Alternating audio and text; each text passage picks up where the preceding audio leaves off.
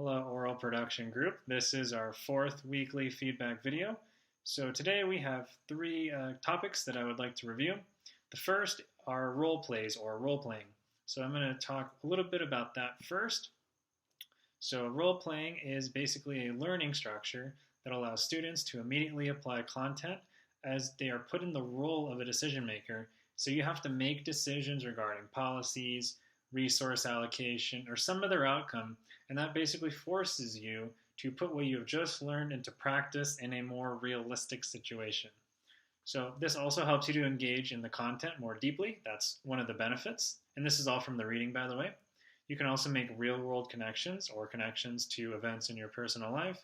And most importantly, the way I see it, is that through role playing as a learning strategy, you are more likely to remember what you have learned. Now, there is a limitation of role playing that they talked about in the reading. That would be participation. And this is true of our class as well. If you don't participate fully, these advantages are diminished. So you're not going to engage, you're not going to make those connections, you're not going to see the more practical side of the material, and you're less likely to remember it. So again, participation is key here. For example, in economics, that changes in revenue generated by a change in the price of a product are related to the elasticity of demand for that product. So with that hypothetical situation, I could ask you to imagine that you are members of a high school soccer team, and to make more money for your team so that maybe you could travel or engage in some other type of activity for your team, you would need to increase ticket prices for the games to raise more money. So we took a concept from economics and we applied a real world situation so that you can practice and see how you would actually use that knowledge. So that way you understand it better, you remember it better, and it's just overall more effective. So those are some key points about role plays that I would like you to remember.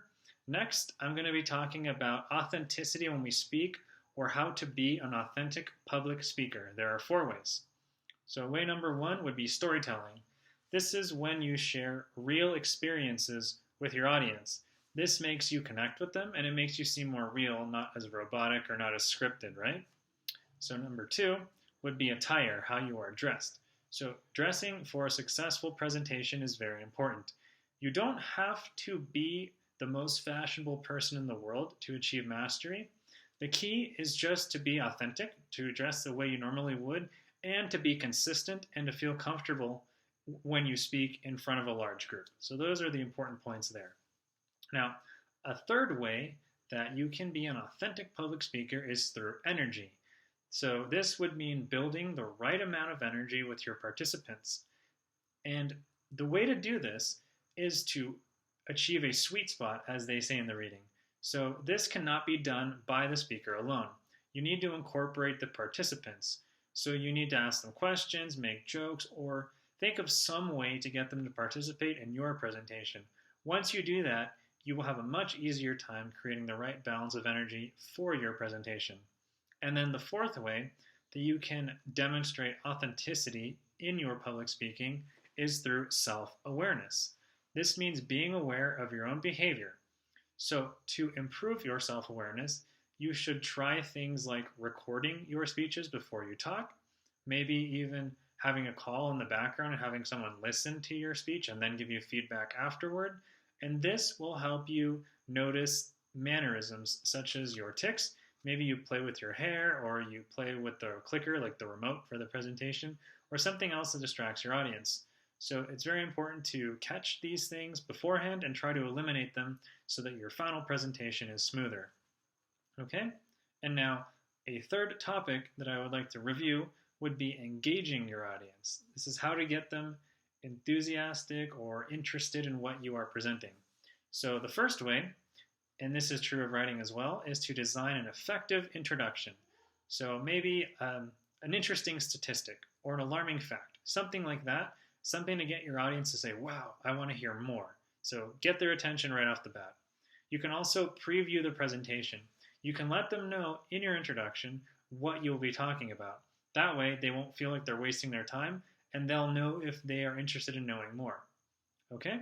A third thing that you can do to engage your audience would be to assign a definition to unfamiliar terms and to design your presentation to focus on their preferences and their priorities. So this part would require you to do a little bit of research on your listeners. Next, you can also use summaries in your speech and transition words. So let's say you're giving a very long speech.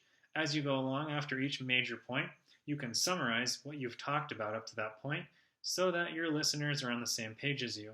And you can even use transition words to guide them, such as next or moreover or furthermore, so that they know that you are shifting from one major point to the next in your presentation. And finally, this is a very important one, using language that is both clear and precise throughout your speech and in your conclusion to create a sense of closure for your presentation.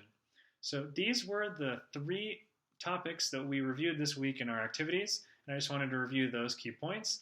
If anyone from the class has questions, you are free to contact me, or if you want me to talk about something in next week's video, you can also let me know.